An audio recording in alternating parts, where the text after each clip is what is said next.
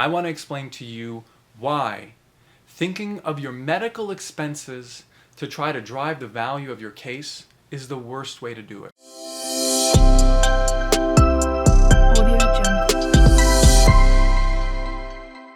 Insurance companies love to just get your medical expenses, whatever that is, and say, hey, that's what you should settle for, plus maybe double your medical expenses. So we get a lot of clients where they get some chiropractic treatment, they might get an injection or two, and their medical expenses are only $20,000. And the insurance companies, and sometimes even the mediators who are there to try to negotiate and help you drive the value of your case, are constantly saying, hey, the medical expenses are only $20,000. And now what a lot of lawyers are doing is saying, forget about the medical expenses. Just for a second, let's pretend they're not even there. Let's talk about the client's pain and suffering. And now insurance companies don't know what to do. The mediators really don't know how to now value the case without looking at the medical expenses. And what we do, and what we just did in a mediation and helped a lot, is said, forget the medical expenses. Let's talk about how this accident impaired this person's life. Okay, what are, not the economic damages, but what are the non-economic damages? And here's what that really means, non-economic damages. What are your non-economic assets in your life?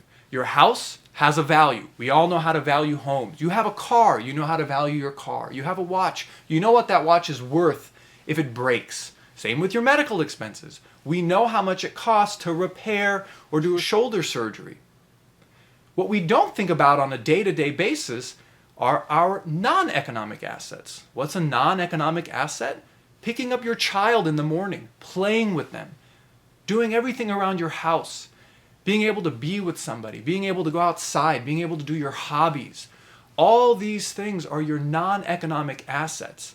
Now imagine something like an accident affected your ability to enjoy that non-economic asset. Would you accept $20,000 of pain and suffering to not being able to play with your child for a full year or 2 years or 5 years? Absolutely not. There's no amount of money in the world really that I can put a value on not being able to spend time with my family, not being able to enjoy my hobbies, not being able to take care of myself. So we're in this mediation, and the mediator is saying, hey, you know, the medical expenses are only $20,000. They're just not going to give you that much more for pain and suffering. And we have to say, hey, this person for 1.5 years to almost 2 years was unable to exercise. That was one of her favorite things to do. She was unable to really do anything with her husband and her children.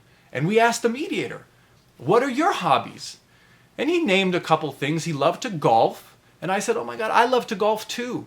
If somebody told you you couldn't golf, that's it, forget the kids, forget the family, just this one important non-economic asset in your life. You could no longer play golf for 2 years. He couldn't even fathom it. He couldn't even oh man, I mean, he spends tons of money golfing. It's one of his favorite things to do. And he couldn't put a number on how much he would accept to never be able to golf again. And we said, well, it's the same thing for our person. She loves to exercise. She loves to play with her kids.